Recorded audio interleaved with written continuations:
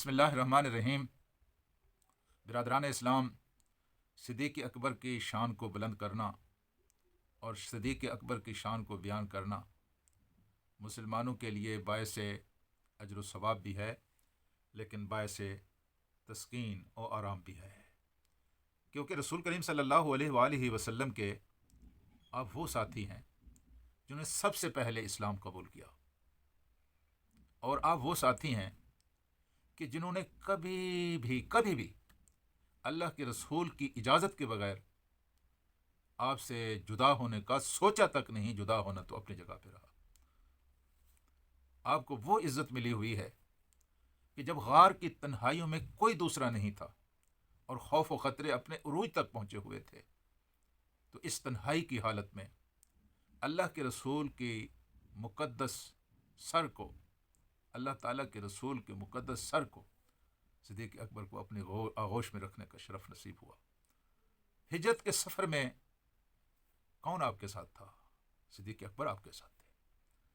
سب سے پہلی نماز جس نے اللہ کے رسول کے ساتھ پڑھی، سب سے پہلی نماز، اور وہ پتہ ہے آپ کو کون تھے؟ وہ بھی صدیق اکبر رضی اللہ تعالی عنہ تھے۔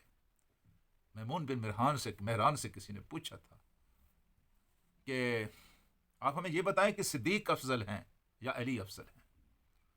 آپ نے فرمایا میں نے سوچا بھی نہیں تھا کہ میں اس وقت بھی زندہ رہوں گا جب لوگ مجھ سے یہ سوال پوچھیں گے۔ یعنی یہ جہالت کا زمانہ ہوگا، بے خبری کا زمانہ ہوگا، اسلام سے لا تعلقی کا زمانہ ہوگا کہ خدا کے نبی کے دو ساتھیوں کا ایک دوسرے کے آمنے سامنے موازنہ کر کے ایک کو اٹھا دیا جائے، دوسرے کو گھٹا دیا جائے۔ میرے عزیز ساتھیوں، میرے رسول کے ساتھ وابستہ سارے صحابی آسمان ہدایت کے چمکتے ہوئے تارے ہیں، آسمان ہدایت کے روشن چراغ ہیں۔ ان میں سے جو چراغ بھی کسی کو مل جائے، وہ اس کی روشنی میں جنت کا سفر طے کرے، بغیر کسی خوف کے، بغیر کسی خطرے سے وہ جنت تک پہنچ جائے گا۔ میرے عزیز ساتھیوں، صدیق اکبر اگر مردوں میں سب سے پہلے اسلام قبول کرنے والے ہیں، تو لڑکوں میں سب سے پہلے اسلام قبول کرنے والا کون ہے؟ آپ سب کو پتا ہے کہ وہ حضرت علی ہے۔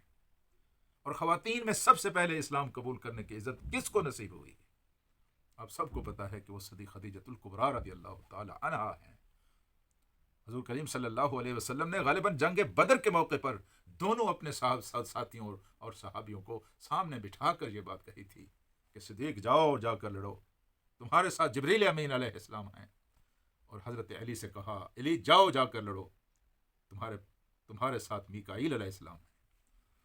اور اسی جنگ بدر کے حوالے سے یہ واقعہ آپ نہیں سنیں گے تو اور کیا سنیں گے؟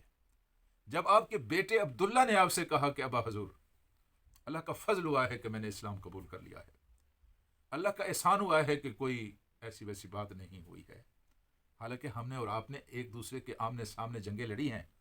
آپ اسلام کے لشکر میں ہوتے تھے اور میں مشرکین کے لشکر میں ہوتا تھا۔ ابا میں ایک بات آپ کو بتاؤں؟ جی بتائیے۔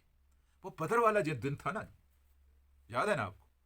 بدر والا دن یاد نہیں ہے تو اور کیا یاد ہوگا؟ اس دن تو مسلمانوں کو، اس دن تو دین اسلام کو، اس دن تو محمد مصطفیٰ کے مشن اور پیغام کو، اس دن تو امت مسلمہ کو، اس دن تو خدا کی شریعت نافذ کردہ دین کو اللہ تبارک و تعالی نے نئی زندگی عطا کی، وہ عزت عطا کی کہ صدیاں گزر جانے کے باوجود بھی لوگ آج اسی عزت پر گزارا کر رہے ہیں۔ آج بدر کے میدان تو نہیں سجتے، آج تو کرکٹ کے میدان سجتے ہیں، آج تو فٹ بال کے میدان سجتے ہیں۔ اس وقت قوموں کی عزت و آبرو مندی کا مقابلہ میدان میں ہوتا تھا۔ کون اللہ کے لیے لڑ رہا ہے، کون اپنے وطن کے لیے لڑ رہا ہے، کون اپنے گروہ کے لیے لڑ رہا ہے، کون اپنے نام کے لیے لڑ رہا ہے، کون اپنے مال کے لیے لڑ رہا ہے، کون اپنی برادری کے لیے لڑ رہا ہے، کون اپنے خاندان کے لیے لڑ رہا ہے، اور کون اللہ کے دین کے لیے لڑ رہا ہے۔ مقابلہ اس بات کا ہوتا تھا۔